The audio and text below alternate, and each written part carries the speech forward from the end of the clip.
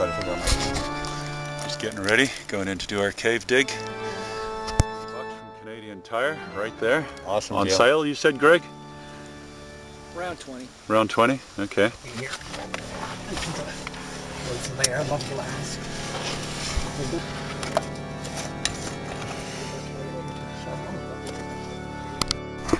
Broken glass, you say? Oh, yeah, lots of it, yeah. Probably indicates that it was indeed a stream bed and people used to love to throw stuff down into caves.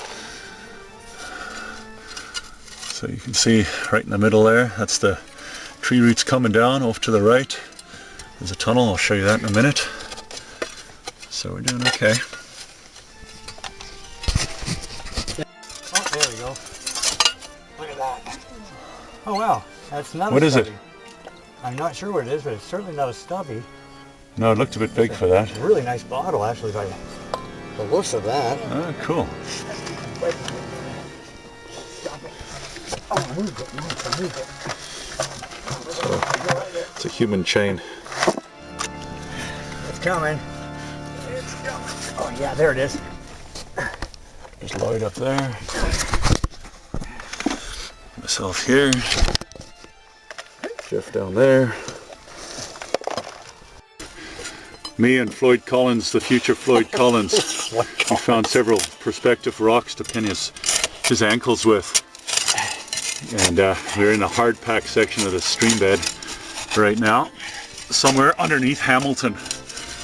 This is a real good cave dig. We're really making some progress. Feel the breeze coming through. Notice we're using the crowbar, emptying lots of old bottles from this section of the cave. Very interesting. So there's our big tree in the middle of the joint. Trees have a habit of growing in joints. So when you're on the surface, you're trying to follow a joint.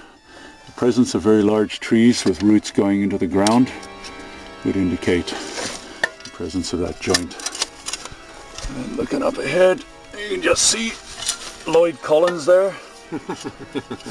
Floyd, whatever.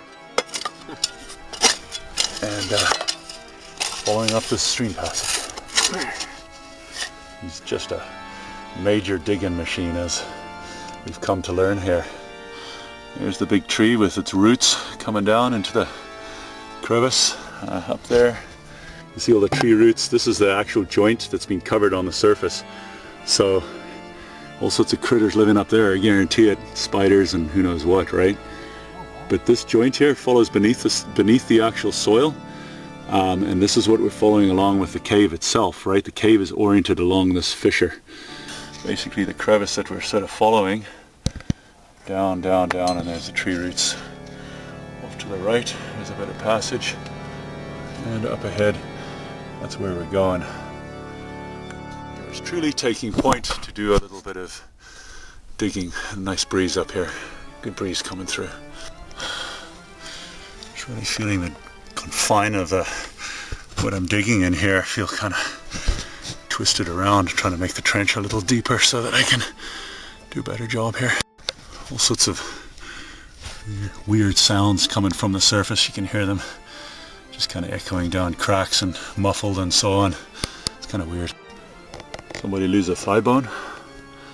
Cro-Magnon man, Neanderthal. I don't know what the heck that is. That's definitely I don't know what it is. Some kind of bone, pelvis, something like that. Collarbone maybe? Yeah, it looks more like a collarbone of some kind of critter. So up ahead, I think the tunnel really goes off to a little bit towards the left here. Where am I trying to orient myself? There we go. So there's a little crack to the surface on the right. You can see the brighter patch of light. And off to the left, the tunnel seems to go over a little bit of a hump and then continues on. Not sure what happens to the right because you've still got those passages. We're looking looks to be about 25 feet wide. Even though, you know, the silt is piled up near the roof. Yeah, we're talking about 25 feet or so in width that I can tell. So it's very wide. It reminds me a bit of Olmsted, you know.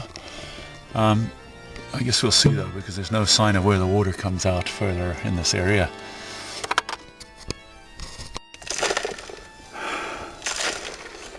More of that wire too. Oh yeah, it's a lot of wire. So we're just kind of, it's quite a Quite a hole looking up there. That's your crevice with tree roots, corrosion on the sides of the walls. Almost looks a bit like scalloping, to be honest. Running water made by running.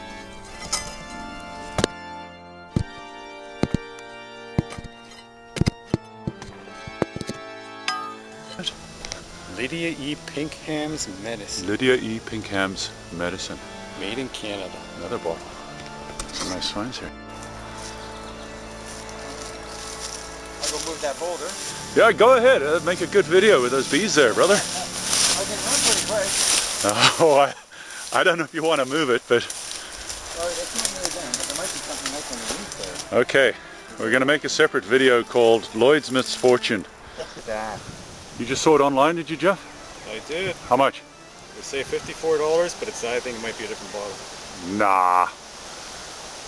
Pretty old looking. You could be right because it's embossed. Most Embossed? embossed bottles, when it has the lettering in the glass itself, is that they're quite valuable. That's a Okay. keeper, Jeff. So I kind of got a theory that this area here where the cave is, it was scraped bare by glaciers back about 14,000 years ago, and I think what we've got now is basically the clay wash from the erosion of soils once the land was cleared for farming. So it wouldn't be all that long ago that it was deposited. Down the bottom there, it's probably about 2 feet, and then you can see just directly beneath it, you can see the glacial scrape marks on the rock itself. So as I've already mentioned, I'm speaking at the Jamboree on the 28th, 29th, 30th and 31st of July. That's coming up very shortly. As you can see, I've already mentioned, if you're wearing one of my Rockhound t-shirts, you'll notice down here, there's my website right across there. If you're wearing a Rockhound t-shirt, and you come and see me at the Jamboree, and I still have copies of the book, I will give you the book at $25 a book. Otherwise, pay $35. So the t-shirt, you can order it from my site, www.rockhoundbook.com. There's a button that you can push, it takes you through to the site where you can order these t-shirts. Now, not only can you order the book on the site, but you can also order t-shirts of different styles. So in this particular case, you've got a small logo there. You can have different colors, the big logo, cups with, it says Rockhound on it. Did you hear him in the background? That's the hound. So anyway, we'll see you at the Jamboree, 1 o'clock on any one of the days. I'll be speaking at the Jamboree. Look, shirt, wear the shirt.